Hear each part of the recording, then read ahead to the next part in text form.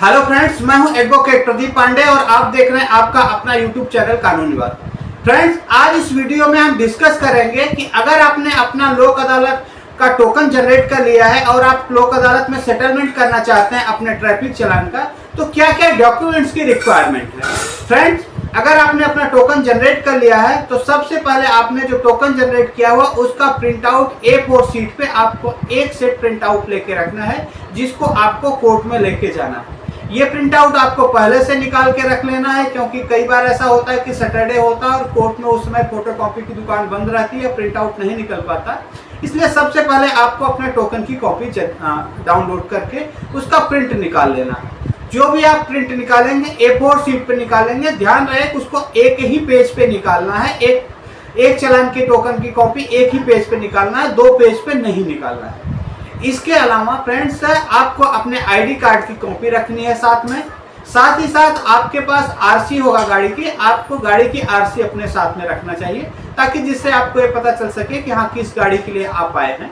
वो आप दिखा सके। इसके साथ ही साथ बाकी और क्या डॉक्यूमेंट चाहिए, ये डिटेल आपको चालान कौन से कैटेगरी में कटा हुआ है इसके अकॉर्डिंग आपको देखना पड़ेगा। फॉर एग्जाम्पल, अगर आपका चालान इंश्योरेंस के लिए कटा हुआ है और उस टाइम पे आपका इंश्योरेंस नहीं था और आपने बाद में इंश्योरेंस करा लिया हुआ है, तो जो नया इंश्योरेंस है उसकी कॉपी आपको लेके जानी चाहिए, जिससे आप जैसा आपके सामने जाके ये बोल पाएंगे कि हाँ उस टाइम पे हमारा इंश्योरेंस एक्सपायर हो गया था या इंश्योरेंस नहीं कराया था, मुझे जानकारी नहीं थी, लेकिन अभी मैंने दोबारा से इंश्योरेंस करा लिया है। ठीक है, इससे आपको एक रियायत मिलेगी और अमाउंट वहां पे आपके रिड्यूस होने के चांसेस ज्यादा हो जाते हैं। साथ ही साथ अगर आपका पॉल्यूशन सर्टिफिकेट नहीं था और उसका चालान कटा हुआ है, तो पॉल्यूशन सर्टिफिकेट आपको करा लेना चाहिए। और कोर्ट में जब जाएंगे तो बेशक आपको चालान जिस दिन कटा हुआ था उस दिन में पॉल्यूशन सर्टिफिकेट नहीं था, लेकिन आप बाद में पॉल्यूशन सर्टिफिकेट करा के कोर्ट में ये जाके शो कर सकते हैं अपना इंटेंशन कि आप बिल्कुल इन फ्यूचर इन चीज का ध्यान रखेंगे और दोबारा ऐसी गलती नहीं करेंगे।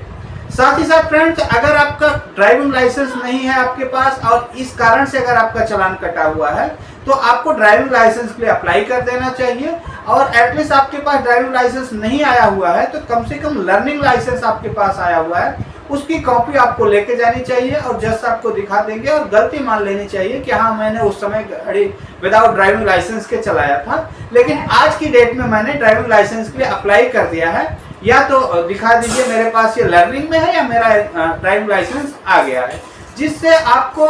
वहां पे अमाउंट जज साहब कम कर देंगे और कम से कम अमाउंट में आपको सेटलमेंट हो पाएगा।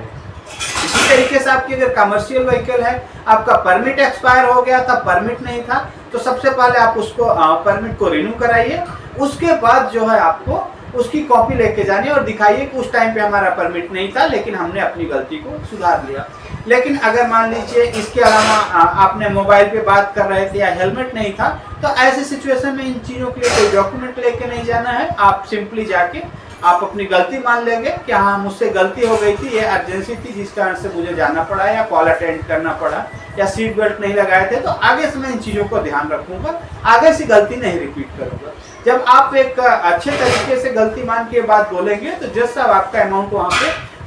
आराम से कम कर देंगे और इन फ्यूचर आप भी इन चीज़ों का ध्यान रखें ताकि इस तरीके से दोबारा चालान न कटे। तो फ्रेंड्स, अगर इसके अकॉर्डिंग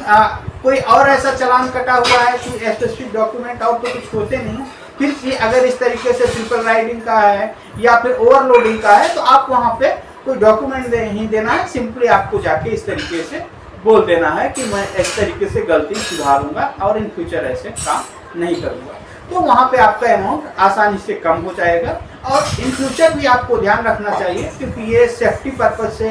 ये रूल्स बनाए गए हैं, न कि आपको किसी बाउंडेशन में डालने के लिए। हेलमेट लगाने से, सीट बेल्ट लगाने से हमारा ही फायदा होता है। फ्रेंड्स, आई होप कि आपको वीडियो में सारी जानकारी मिल गई होगी। अब आपको कोर्ट में जाने में कोई भी डाउट, कोई कंफ्यूजन नहीं नजर आएगा और आप अपने चालान को कम से कम अमाउंट में सेटल कर पाएंगे।